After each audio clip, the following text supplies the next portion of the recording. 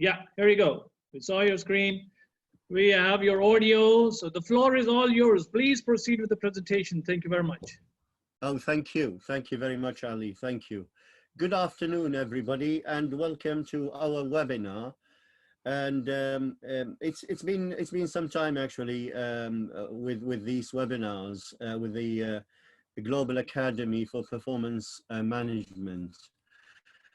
And one of the key topics that we are discussing is more about the cascading of the corporate strategy into operational levels. So over the next probably 45 to 50 minutes, I will be sharing with you my thoughts and my experience over the area of cascading strategy.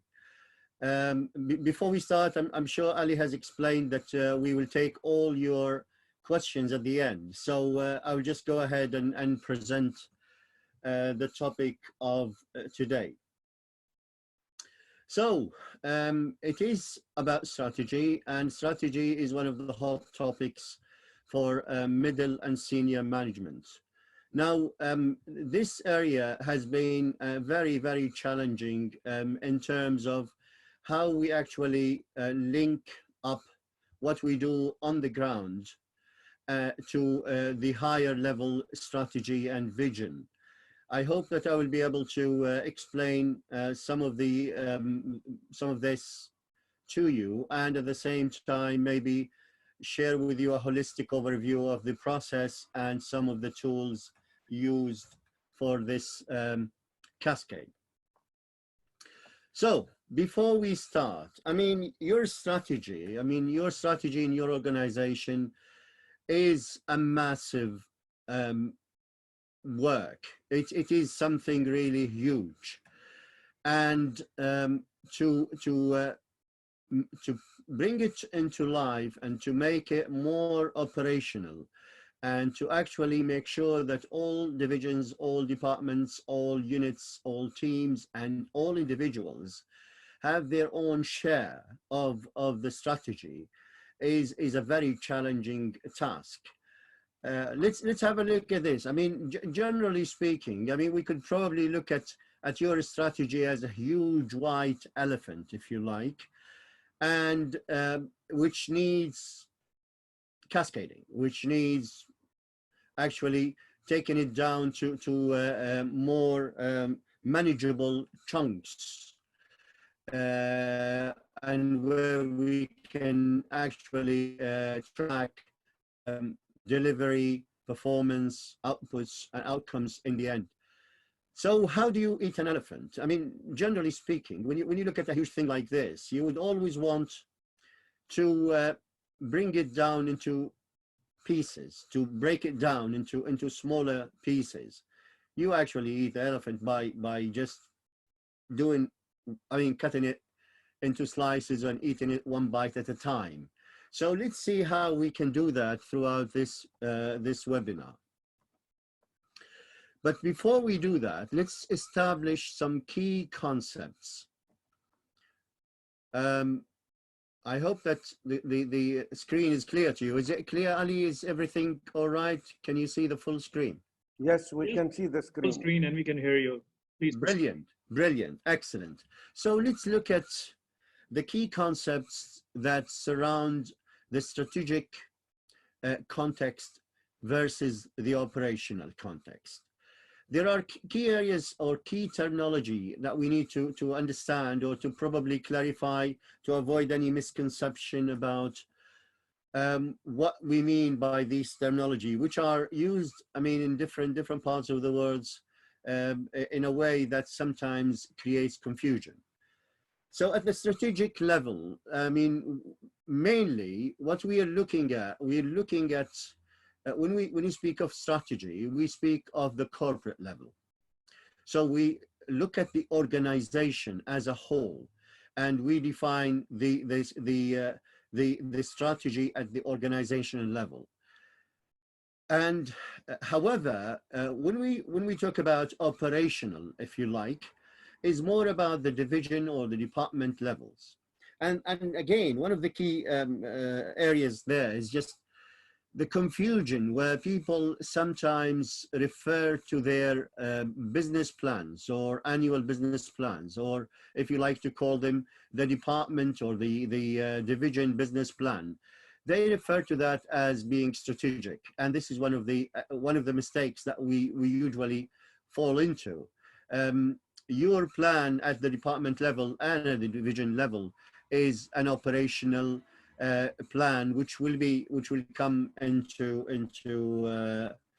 further clarifications in a minute. So when we talk about accountability, accountability and at the same time, who is responsible and who is fully accountable for which part of the work.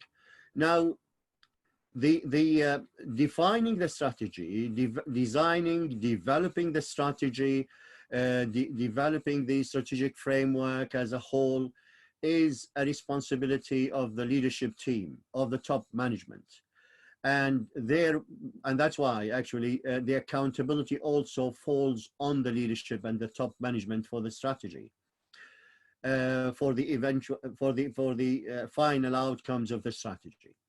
However, when we talk about operational business plans or division department business plans, we're talking about the responsibility and accountability falling on the shoulders of the executive management or the teams, if you like to call them heads of departments or managers or directors. One of the key concepts as well is more about the time frame. When we speak of strategy or a strategic plan as such, we're talking about medium to long-term plan. It is in this sense a multi-year plan of a minimum probably of 3 years, could go up to 4 years or 5 years. So 5 years of plan, which is what we call the corporate strategy at that level. However, when we talk about the plan or the business plan at the department and the operational level, it is an annual business plan. So it is limited to the performance year, and it starts on the 1st of January and ends on the 31st of December of every year. It's actually one portion of the plan as such. So the strategic plan is broken into annual plans, and every department has his share or its share of the overall organizational plan. So the operational plan being only 12 months, and it's assessed on annual basis, and it's directly linked to the overall strategy, which, as we said, could be no less than 3 years of strategic planning, up to a maximum probably of 5 years. Now, when we talk about strategy, we are more concerned with the purpose. So we are concerned with the purpose. It's more very generic, very high level strategy. Difficult to maybe explain as such, or difficult to monitor, to measure. And that's why we have to break it down into action plans. At the operational level, I don't know if I can use the flash. Okay. At the operational level, it's more action oriented as a plan. It's very detailed. So the lower level that you are at, the more detailed you actually become, or you get into more details of the business plan. So if you go as far as the employee level, then at that level, the details are very, very specific as such. Right. And the final thing which I would like to actually just highlight here at this stage is more the focus. The focus of the strategy is, I mean, in terms of impact, is on effectiveness. While when we talk about our daily operation, our sort of operation on the ground in the departments, various departments or production units, we think of efficiency. So efficiency is a key word when it comes to operational situation or operational context, while effectiveness is more at the strategic level. Anyway, after this very short, high-level key concepts analyzed, I would like to take you through, maybe take you a step back and look at this, where it all started. Everything, when it comes to strategy, everything starts with a vision. Vision is, if you like, the mothership of the whole strategic work and operational work in the organizations. So with strategy and in terms of strategic planning or a strategic vision in terms of a time frame, a strategic vision is normally no less than 10 years vision, a 10-year vision up to probably even sometimes 15 years or 20 years vision. Hence the Vision 2030 in Saudi Arabia, which started in 2016, and it will continue to run until 2030. So this vision actually encompasses number of strategic plans, consecutive strategic plans. So they stem out of from the vision, and this is how we see the alignment and the cascade starting at the vision level first. Now, so looking at the vision always explains the why. Why are we going into that direction? Why are we doing what we are doing? Why this organization is heading into that direction? So we are talking about defining the why for our organization.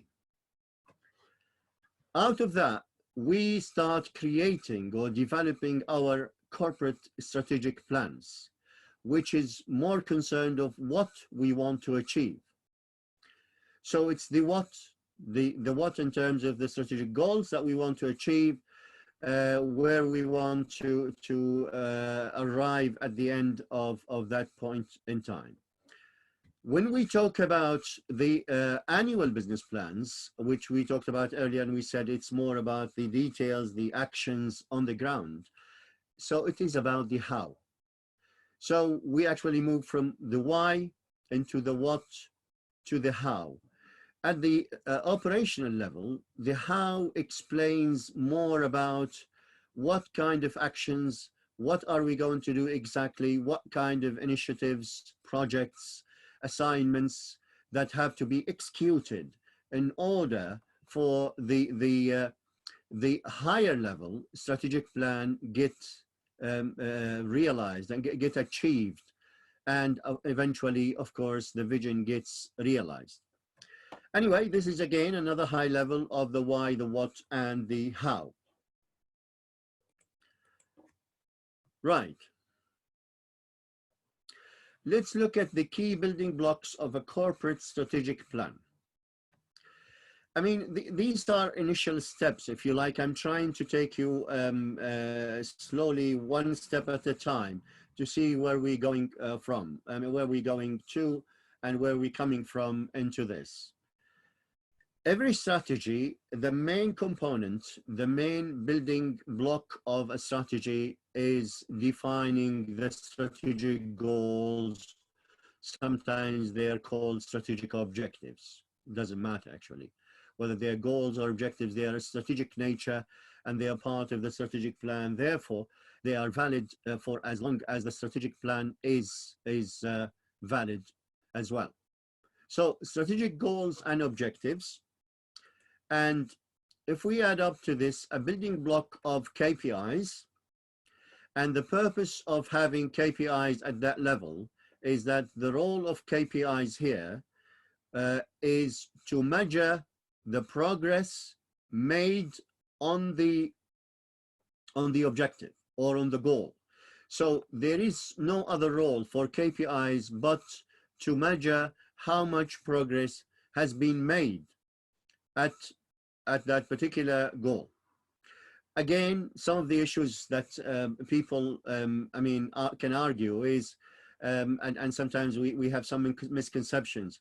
Some people may think that KPIs actually, their role is to achieve the strategic goal. And that's, again, one of the misconceptions. KPIs do not achieve the strategic goal. They only measure. Their role is to measure the strategic goal and the objective, not to achieve it or to help achieve it.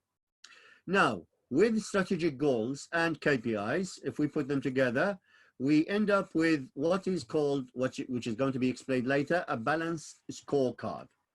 So a balanced scorecard, which is one of the key tools for cascading, for actually developing and cascading strategies, is made up of the strategic goals and their associated KPIs. Every goal, along with a number of KPIs, which are there to measure the progress made on that particular goal or objective. And that's what we call the balanced scorecard.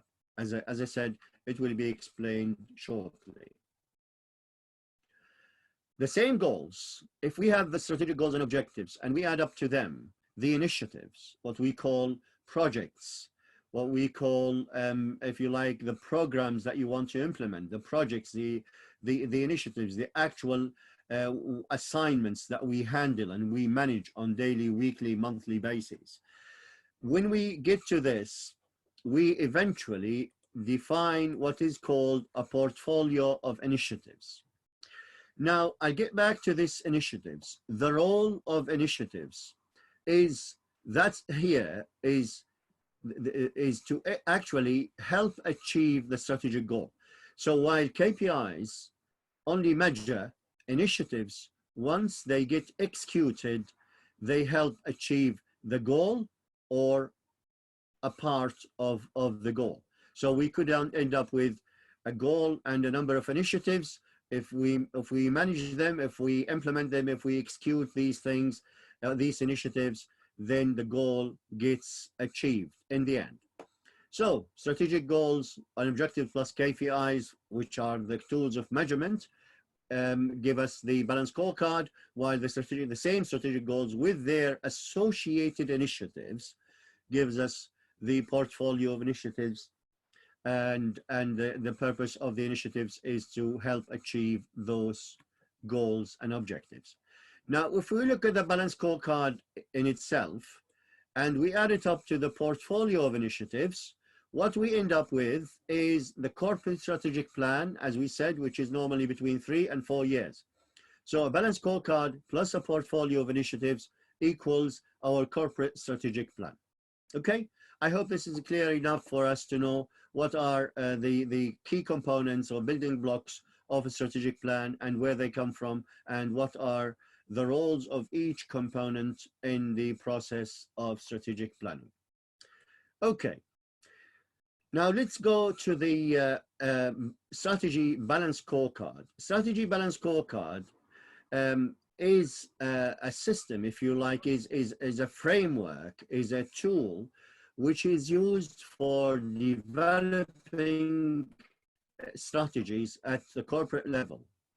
So we look at the key 4 perspectives of the balanced scorecard, which is, by the way, this is like a tool that is used by more than 75% of organizations all over the world. I mean, when we talk about whether it's corporate organizations, government, third sector organizations, they all use the balanced scorecard framework as a tool to actually develop their own strategies and their as we said, within this framework, which has the financial perspective, the customer perspective, the internal process perspective, and the learning and growth.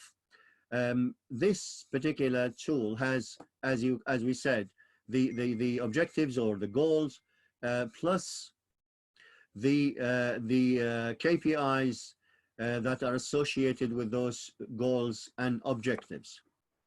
Now, the role of the balanced scorecard is to help us develop a strategy that's well balanced, that looks at external and internal perspectives evenly and equally, in a way that will actually make this organization look after its external stakeholders at the customer perspective, look at its financial situation, budgeting and otherwise, and at the same time look at their internal process and how they actually deliver their particular services or solutions, projects, initiatives, and so on.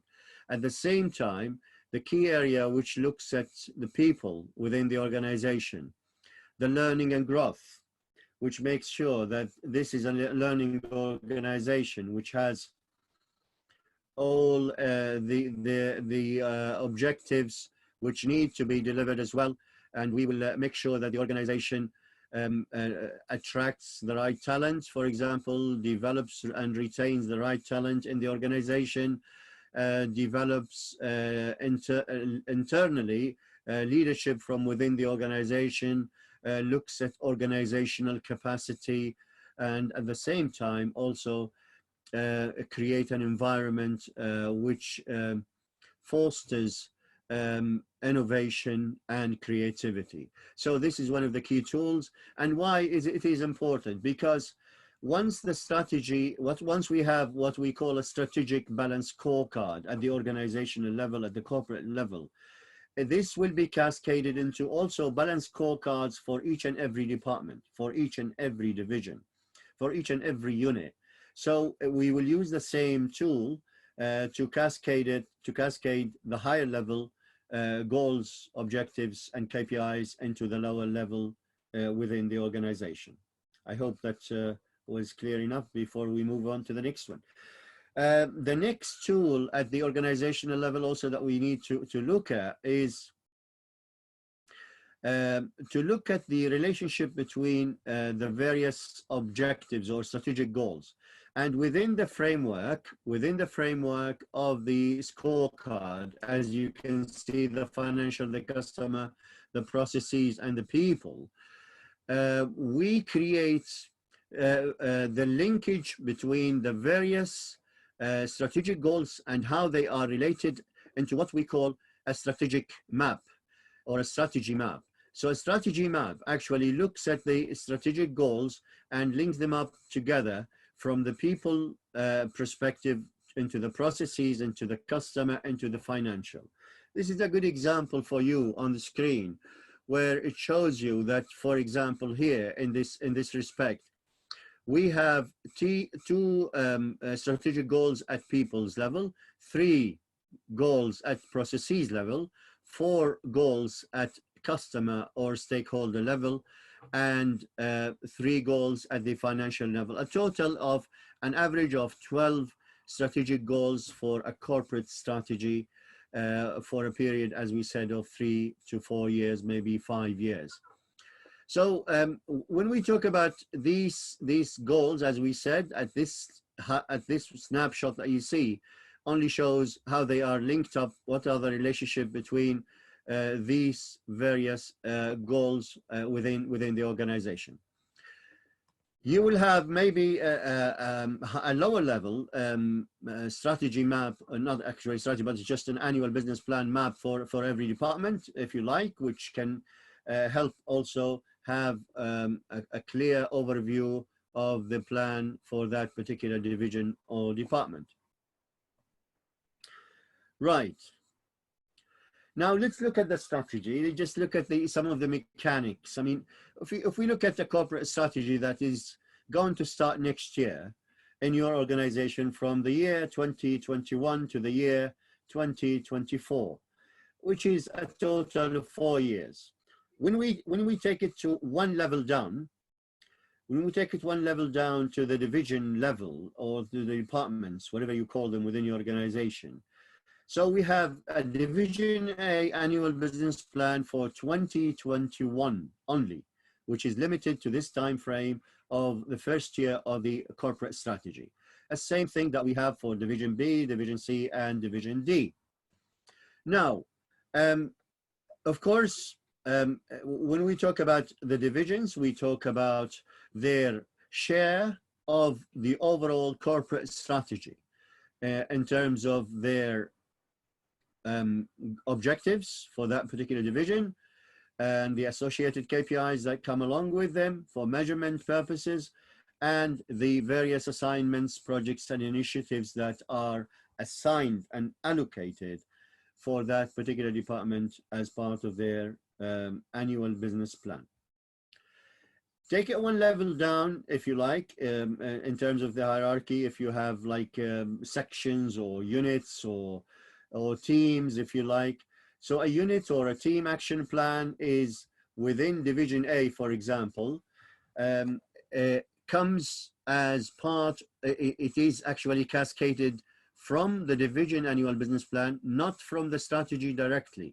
So the first level is the division level, then we take the division and break it into smaller pieces as per the different units or different teams operating in that division.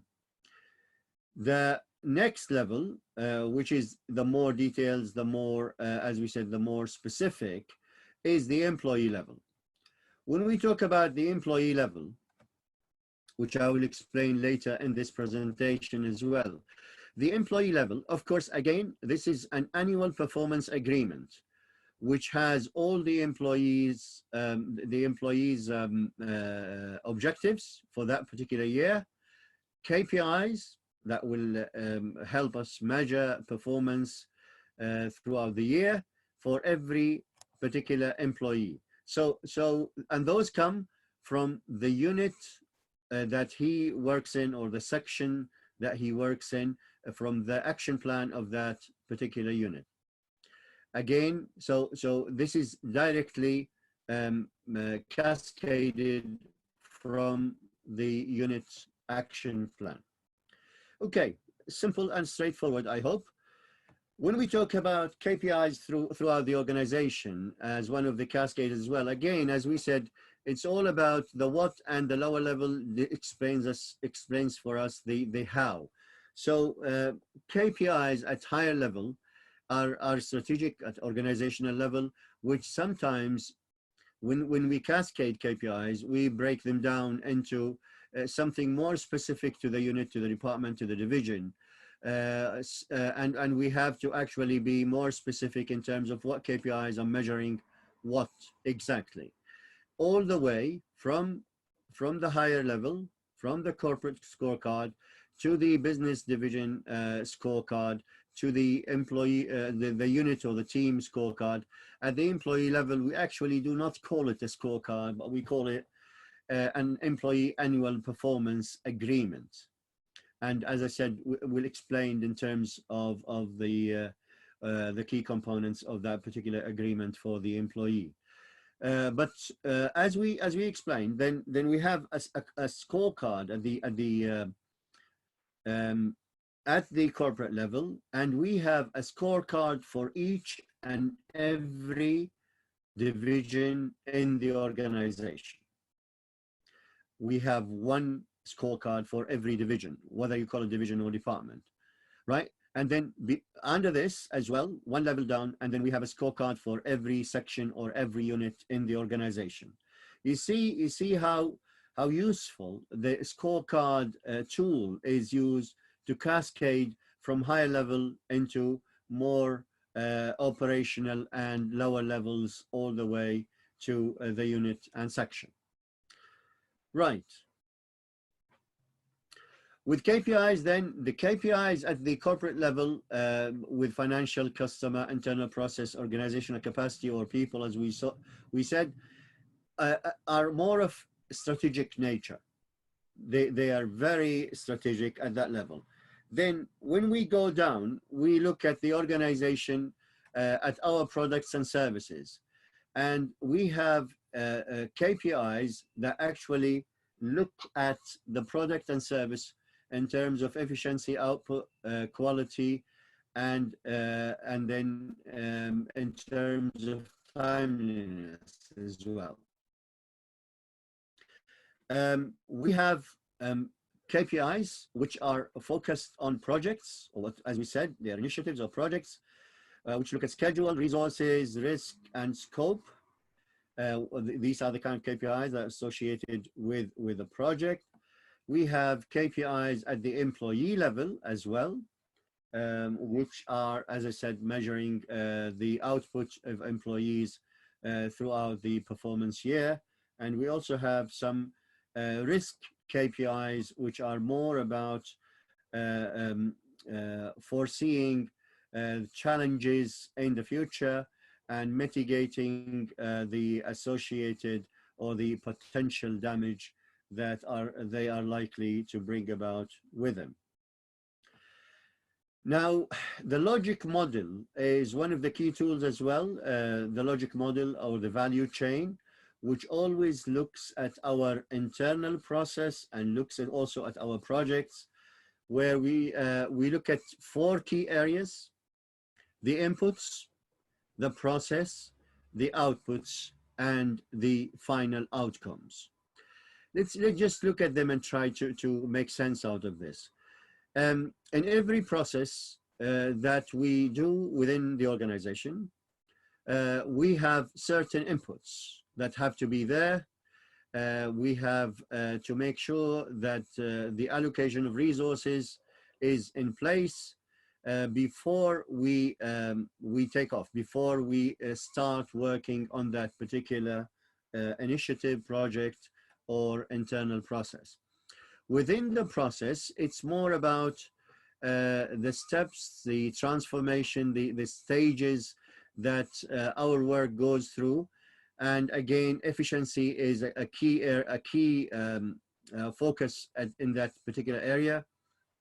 Then we also have to define or eventually arrive on what are the outputs of this process and the final outcomes. Intermediate and final outcomes are more strategic in nature. I'll explain in a second.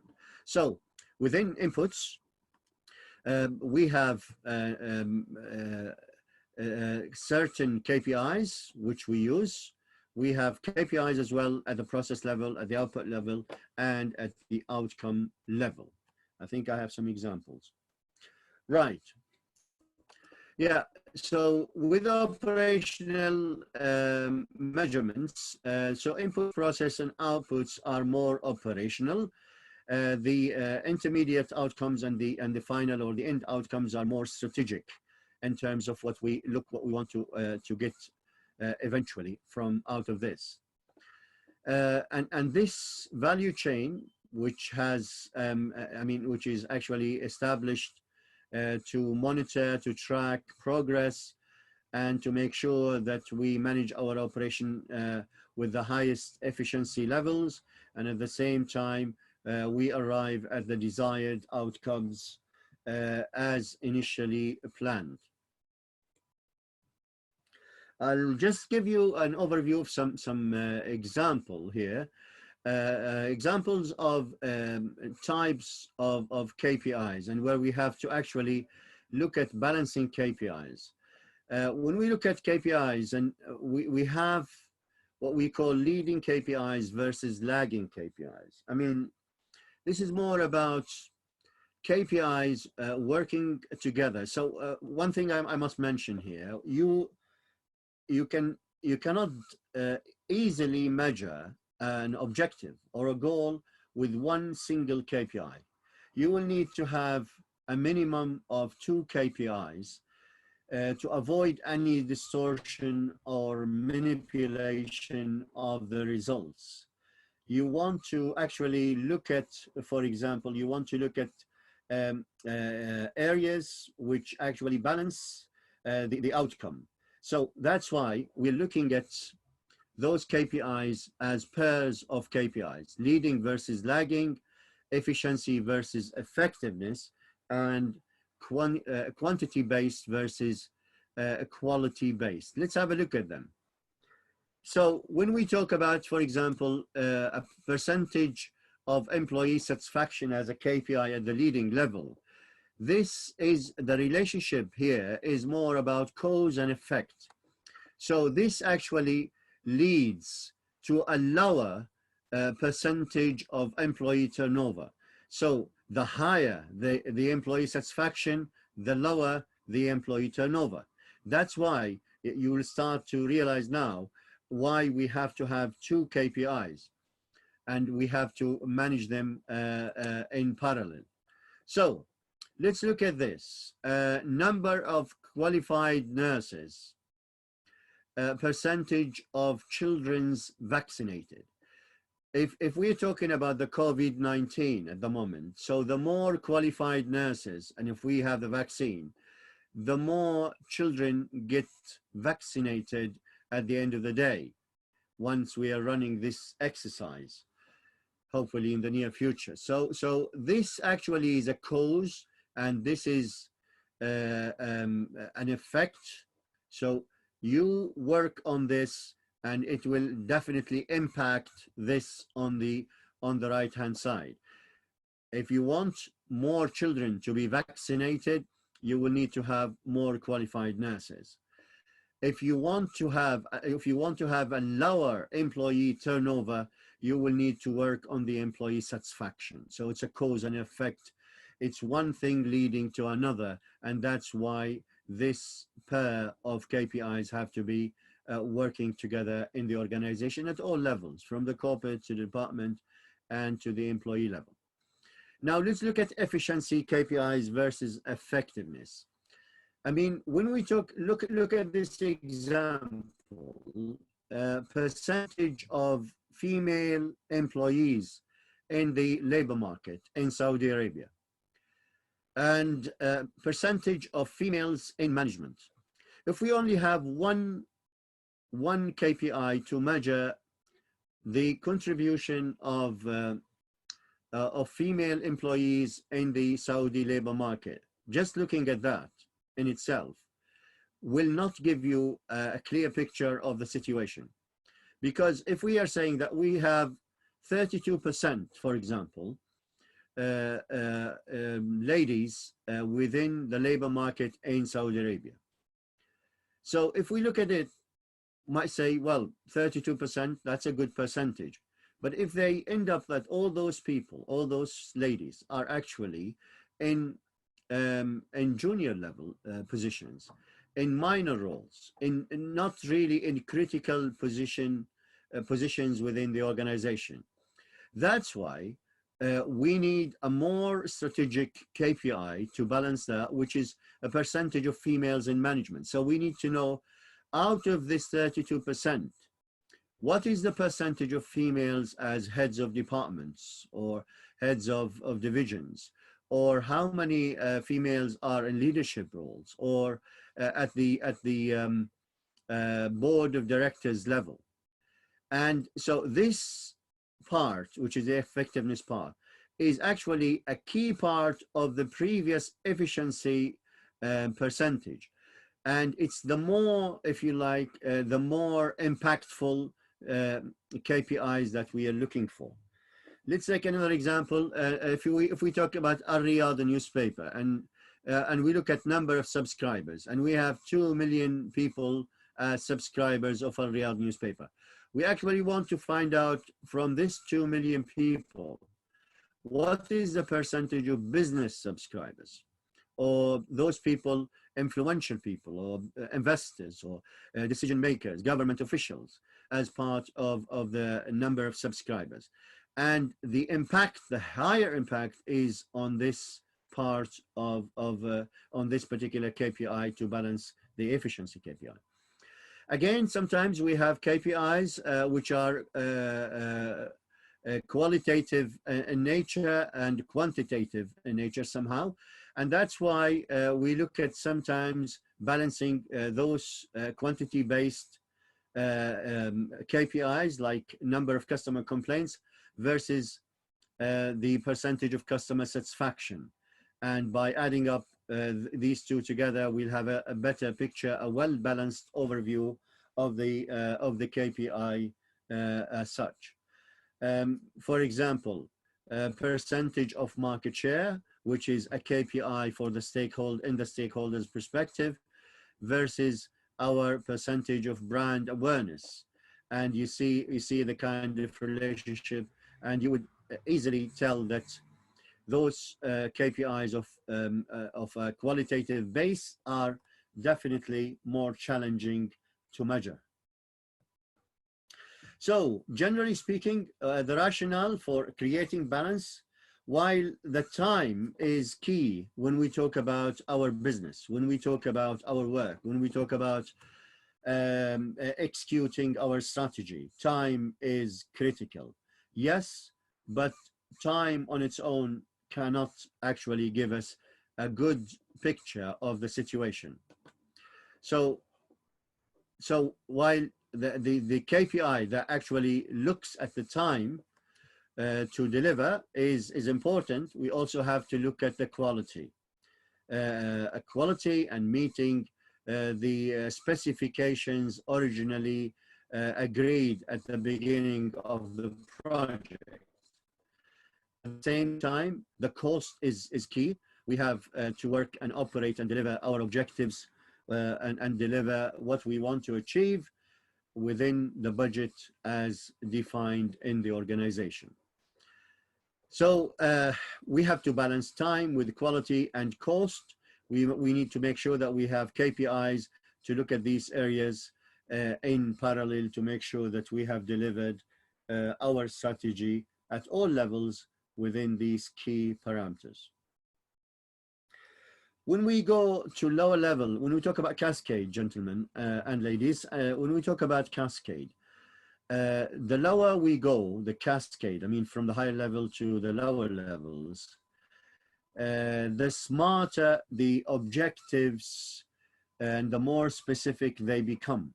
So while the strategic goals are wide open, they are very strategic, very generic, maybe very like open wide in terms of scope.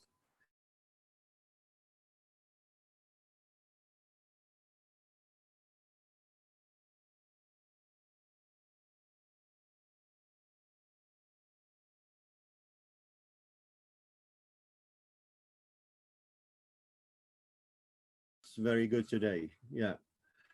Okay. Now, so we have to apply the criteria of the SMART criteria when we cascade our objectives, when we cascade our KPIs, and when we define our assignments all the way. Let's look at the employee level. I just would like to share with you a couple of things here. When we talk about the employee annual performance agreement, it looks like, I mean, it's probably something similar to a scorecard at an employee level. It's slightly different, but the annual performance agreement of an employee includes some objectives at the employee level, and some of those objectives are taken again from his division or his unit annual business plan. So one key source for the employee objectives is the division, and that's how the cascade works from the division level or from the unit level to the employee level, right? So division action plan, annual business plan, we take the part which is related to this particular employee and make it part of his annual performance agreement. But at the same time, the position, job profile, or job description, we will have to develop certain objectives based on the job profile or the job description of the employee. Together, these two make the objectives of the employee, which we want to measure, which we want actually to manage and measure throughout the year. One third component of the annual performance agreement is the behavioral and leadership competencies as a key component of the employee's performance. So we don't only look at the hard side. This is the hard side. These are objectives, very clear-cut objectives. And this is the soft side. These are the behavioral competencies, such as the employee's capabilities related to teamwork, effective communication, problem solving, decision making, analytical skills, and various other things that we want also to make sure our employees and on this softer side are also of the expected competence level. So these are the three things that actually make up the annual performance agreement of the employee. Now, looking at the employee, I would like you just to follow with me how we actually measure the performance. So the objectives, whether they're coming from the action plan or the higher level action plan, and the behavioral competencies, as we said, they all make the employee performance. In terms of performance measurement, we measure performance on the objectives with key performance indicators, with KPIs, simple, just very straightforward, in the same way that we measure any other objectives at any level within the organization. However, when we look at behavioral competencies, we cannot use KPIs to measure behavioral competencies, so we use what you might actually have come across called 360-degree feedback or assessment. So it's a mechanism of 360-degree feedback, which we use from the perspectives of the employees, subordinates, and peers, and internal and external customers to see how well that person, in terms of competencies, has been doing throughout the year. So we measure this with KPIs and this with 360, as you can see. Right.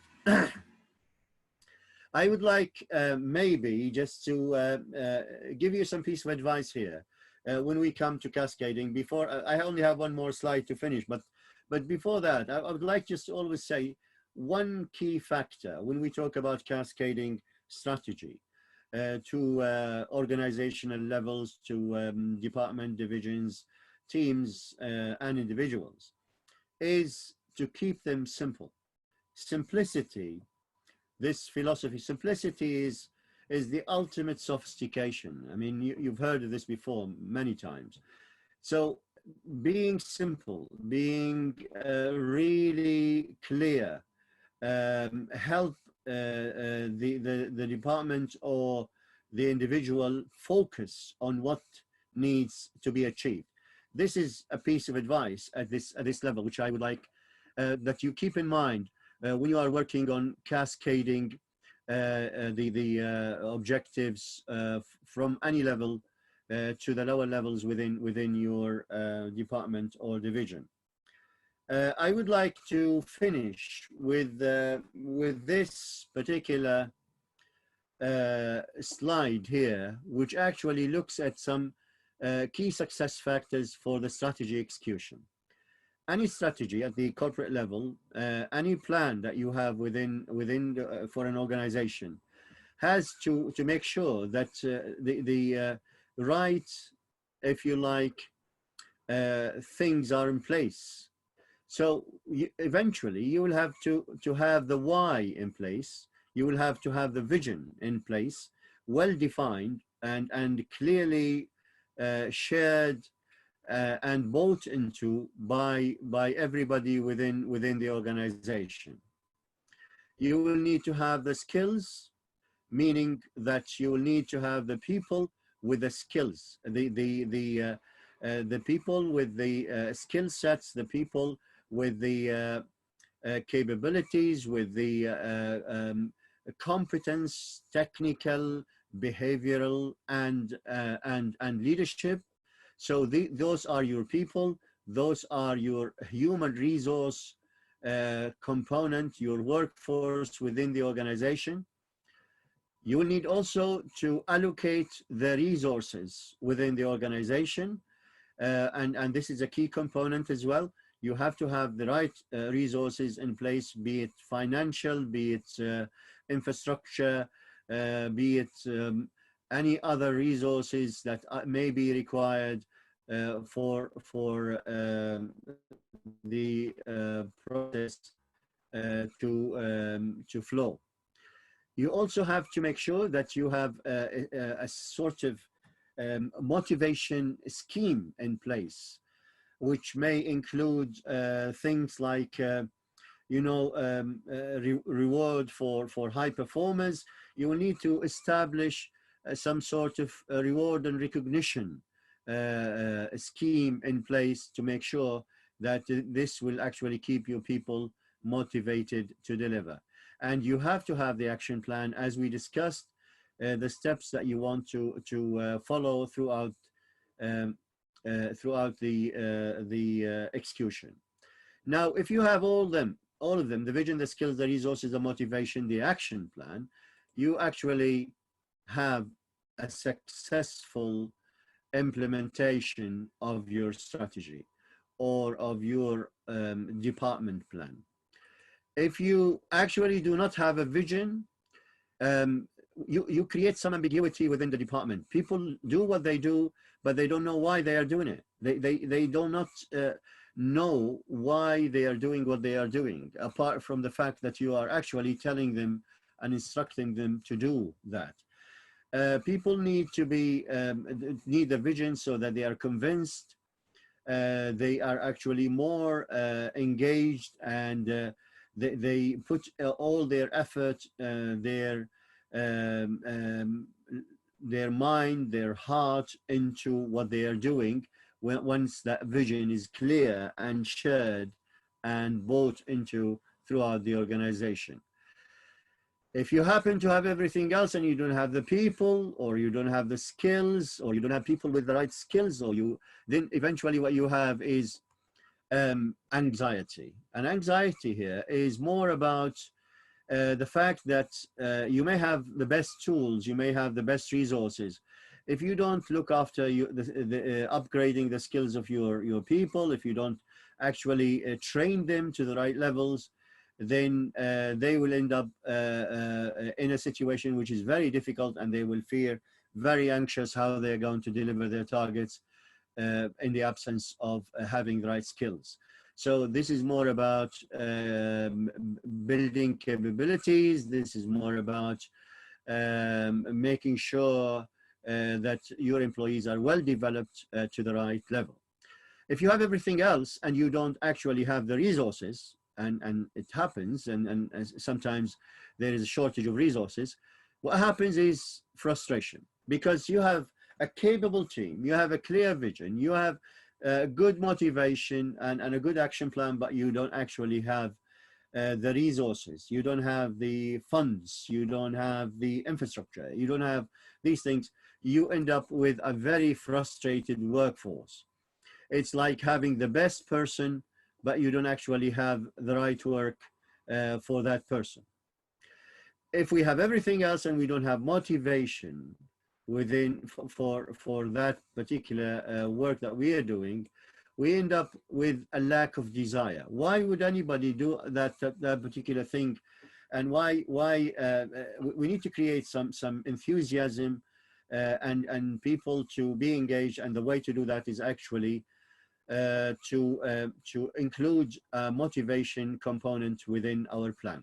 And finally, just imagine, and that's the final part which I'm saying here, is you have the clear vision, you have the competent team, you have all the resources that you need, and you have a motivation, but you don't have an action plan. If you don't have an action plan, and that's a complete disaster here, you will actually always end up with a false start, and then once you are halfway through, or as you proceed, you will have to always go back to square one, because that must have been the wrong sequence of events. Did not tell you actually what you need to be doing, how you want to be going in from one stage to another. So the action plan is the roadmap, and if you don't have a roadmap, it's like walking blindly into the forest in a very dark night. So you wouldn't know what you are doing, where you're going, and what you should be expecting to deliver your objectives. I must say, one of the key things as well is which I probably did not talk about, is actually the targets, how you actually make sure that the targets defined for every level, at each level, need to be also realistic and need to be managed properly to make sure that we actually achieve those targets and eventually achieve the performance level that we expect. I suppose I have gone 5 minutes beyond the time allocated for me. So that will be the end of my presentation or webinar. Thank you for listening. Sorry for the interruptions, for the technical issues. Sorry for the internet business. I think we're back on track now. So let's go to the open discussion. I'm sure you have put some questions in the chat for our moderator, Ali, who will share them and we'll try to discuss them together. I don't promise that I have answers for all your questions, but what I'm going to promise is that we discuss them together and have an open discussion about them. Yeah, thank you. Thank you very much, Brother Manal, for a very, very interesting and intriguing presentation. And folks, we're now open for question and answers. If you have any questions, please, may I request to insert your questions in the Q&A box, then a chat box, as it's easy for us to organize and sequence the questions in an organized manner to ask. So let me go to the question box. The first one from Brother A.S. Mukhtar. With all the disruptive technologies and things like COVID-19, is it still valid to make a 10+ year strategic vision? Yeah, well, okay. Again, as I said, I don't have definite answers for these things. But generally speaking, I mean, these issues in the third millennia, the VUCA kind of environment that we are in, you know, highly volatile and very complex, and so in the past, if you like. Strategic plans were even longer. They used to be 5 years. Now they said we will need to bring them down to probably 3 years or 4 years to be able to manage and have a clear vision of the future. Still, I mean, a strategy in terms of what you want to achieve over a period of 3 years or 4 years is something that has to be under full control. A vision is something wider in terms of this strategy.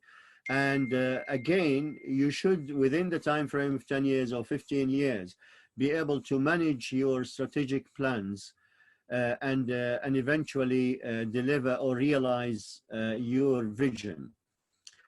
COVID-19, other issues in the future, should not actually have, they may actually have, like for now, we think that we have a sort of immediate impact, but on the strategic term, if you spread the COVID-19 situation now over a period of 10 years or 15 years, the impact will still be controllable and manageable.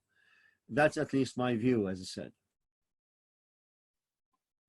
Thank you very much. And then there's another short question from Amira Badr. Do the initiatives represent the how stage? I think she was referring to one of the earlier slides. Yes. Initiatives. Yes. The initiatives, yes, actually include the how stage, as we said, in terms of what needs implementing, in terms of initiatives, in terms of projects, in terms of our internal processes. So they are clearly defined, and we monitor them and track them based on the logic model, as we discussed, and on the value chain, making sure that we track inputs, the flow chart, and the outputs and the end results. Yes, it is more about, by the way, and this is a very valid question as well, when we talk about the employees' objectives, when we go to the level of the employee and we start defining objectives, the objectives themselves become, if you like, the assignments which we give to that employee. The maybe bundle of activities that that employee has to handle. So we don't have initiatives at employee level. We have the broken. We break down the bigger initiatives into manageable assignments, and we hand them over to the employees to manage throughout the year. So the assignment can be very much like the objective, and vice versa.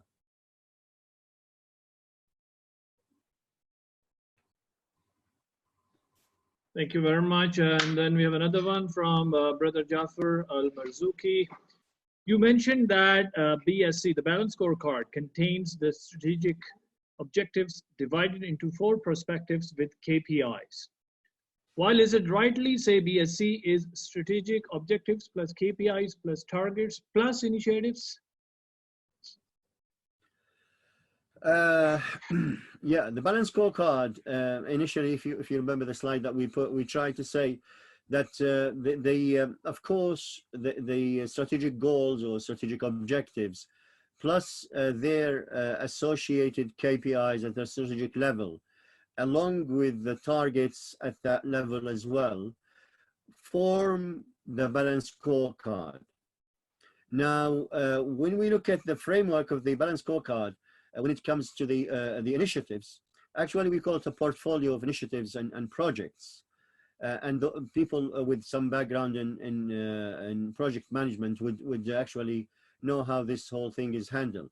So a portfolio of initiatives or projects includes your strategic goals and your initiatives, well defined as to those initiatives. For example, who is the initiative manager or owner, the team, the resources, the budget, the time frame for that particular initiative to be delivered. Because as we said, I mean, if those initiatives get executed, then parts of the strategic goal actually get achieved. So that's the key part of it. So let's not mix them up. Let's not mix the Balanced Scorecard, which has the goals and KPIs, with the portfolio of initiatives. Thank you very much. Another one, what are the tools which could be used to create a strategy for an organization? Well, okay, I thought we had a discussion in the beginning, and when I was introducing that some of the tools, I just gave you a holistic overview of the process with some of the tools that are used. One of the key tools, again, to use to design and develop a strategy is the Balanced Scorecard as a framework. So this is where you actually define your goals. This is where you define your KPIs for those, to measure those goals. This is where you make sure that you have the right number of goals throughout the organization, balancing external versus internal perspectives. This is one of the key tools to develop a strategy. When you go to operation level, you use probably different tools. You use the value chain to measure or to manage your initiatives throughout. So generally speaking, there are different tools which you can create at every level to make sure that the cascade makes sense and there is proper alignment with the higher levels throughout the organization. So the alignment is top down, bottom up, and across the organization. Once you use actually defined tools such as I said, Balanced Scorecard the value chain or the logic model. All right, thank you very much. We have Brother Hatem Moustafa who has raised a hand. I've just unmuted you, Brother Moustafa. Could you please unmute yourself and ask the question and kindly introduce yourself? Yeah. Can you hear me? Yes, sir, Yes. we can hear you. Please go ahead. Yeah. Thank you so much. This is Dr. Hatem Moustafa. I'm a consultant in community medicine, public health. I'm responsible of strategic management office in Al-Ihsa Health Cluster. Thanks again, Dr. Manhal, and thank you so much, Dr. 3M. I think this is very useful because we have most of our strategic management officer in the hospital now attended this is interesting situation. Actually, my question is that, as you know, in the Vision 2030 here in Saudi Arabia, there is a radical shift from Ministry of Health to a corporate level, which you call the cluster. And the cluster definitely will be responsible of the operational level in the hospital, while the Ministry of Health mainly for the regulation and the supervision.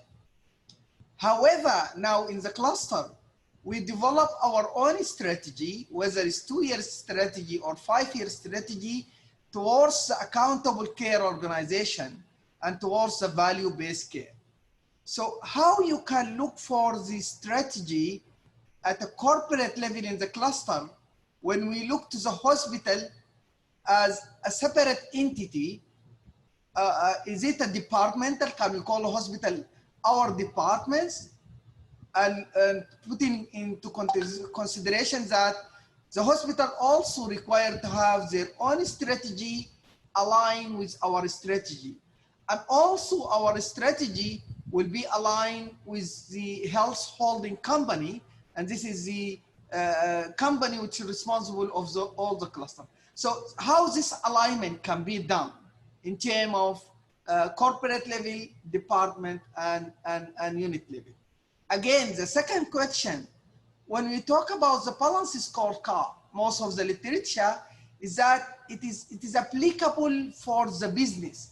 But when it comes to a high complex organization like health sector, you will have certain dimension rather than the dimension of the 4 dimension like the quality, the patient experience, and other dimension in highly volatile environment. So how you can make the balance scorecard and the tools, especially in the health sector. Thanks again, and on behalf of our SOMO officer here, I would like to thank you because it is really very useful, and we just start our strategy. This is definitely, we can create a roadmap for us. Thank you so much again. It's my pleasure. Ali, is Dr. 3M there? Dr. 3M? Yes, I'm there. Yes, sir. Yes, Dr. 3M, I mean, has been working with the health sector, and especially recently. So I would hand over that to you, sir. Okay. Why? Because since this is a very specialized question, I have a very close contact, direct contact with Dr. Hatem. I promise him that right after we finish this, we can have one-on-one discussion, because this is very technical and is very related to the new governance that the Ministry of Health has created. So you can carry on with the remaining questions. I would like just to highlight that Dr. Hatem is watching this along with a big group in a big room with a video. So you have multiple viewers sitting in one room watching your seminar. Okay, lovely. Okay. Well, then fine. So you are in good hands, Dr. Hatem, with Dr. 3M, because he's been looking at this. I mean, generally speaking, everybody knows that the massive change within the government, where various government organizations will convert into becoming more regulatory bodies, and to maybe involve the private sector in managing the operations on the ground. Health sector is a very good example. I wouldn't actually give a very technical answer here, but I would like to say that, you know, when we talk about strategy and developing strategy, managing strategy, cascading strategy, execution and all the rest of it, gentlemen and ladies, the basics are the same. The fundamentals are the same. So once you have the right tools in place, once you actually start working on them and make sure that you put into this framework, you align your vision throughout and you put what you need to achieve. I think like your life will become much easier. But again, as I said, the technical will follow in details later from Dr. 3M.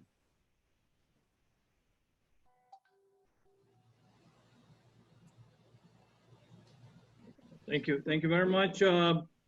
And thank you very much, brother Dr. Hatem, for a very interesting question. Do you have any supplementary question, Dr. Hatem? Thank you so much. Thank you. It is really interested, and definitely we will try to, inshallah, take this information to implement it in our sector. And I agree with you, Dr. Manhal, that strategy can be implemented in any sector, including the health, definitely. Thank you very much. Thank you. I know we are pressed on time. There are a number of other questions. Brother Manal, can we take about 2-3 more questions, or 2 at least? I'm fine. Yeah. All right. So let me go. There's another one. Let me pick.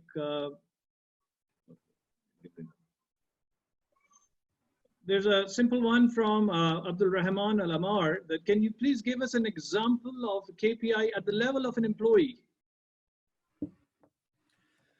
Well, the KPIs at the level of the employee are no different than the KPIs at any level. It's only, again, the KPI is there to measure progress made on the objective. So once the objective is there, then the KPI can be defined. The most important thing about KPIs is that you actually do not use one single isolated KPI to measure an employee objective. Try always to at least have 2 KPIs that can balance each other. In terms of, again, as we discussed on balance, could be percentage of completion of task on time. This is one simple, straightforward KPI for an employee if he is managing an assignment of some sort. Sometimes, again, as I said, you will need to probably use a percentage of completion with the right quality or the right quality specs, or percentage of completion within budget. The various KPIs, there aren't KPIs as such that you would say that these are valid only for employees, but not valid for a higher level section or unit or department. But use the same techniques, the same methodologies of developing the KPIs or selecting the right KPIs, making sure that if you are using, if you're managing the various types of KPIs, and you are, for example, looking at efficiency, and you have an efficiency KPI, make sure that the second KPI is an effectiveness KPI. When you are looking at a leading, for example, if you are using a leading KPI, make sure that that also the other KPI will be a lagging KPI, and they are linked to each other, and at the same time linked to the objective itself. So there isn't anything as specific as for an employee, but you will have first to create the SMART objectives for the employee, and then for each and every objective you need to find the right KPI that best that's most capable of measuring progress of work.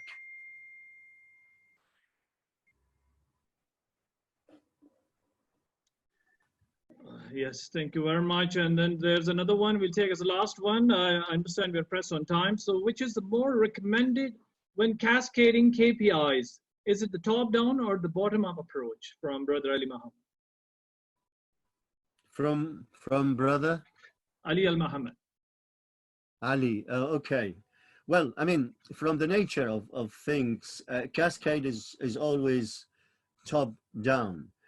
We started early on in this presentation saying that it all starts with a vision. You can't have a strategic plan for your corporate, for your organization, without having already defined what the vision is. So you have to have the vision first. From the vision, you start developing your strategy for a certain period of time. From the strategy, you start defining the annual business plans for department. It's always top-down approach of cascade. That's why that's our reference point, if you like. The higher level goals or the higher level objectives are our reference point. Now, what goes from bottom up is more about the feedback in terms of the implementation. The performance is actually looked at bottom up because it's cumulative. It's a cumulative.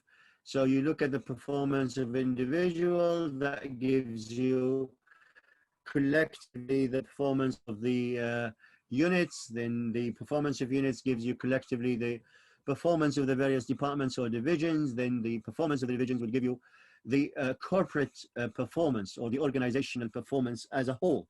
So if you like to say, I mean, and that's only my view, when we talk about planning, it's top down. When we talk about performance, it's bottom up.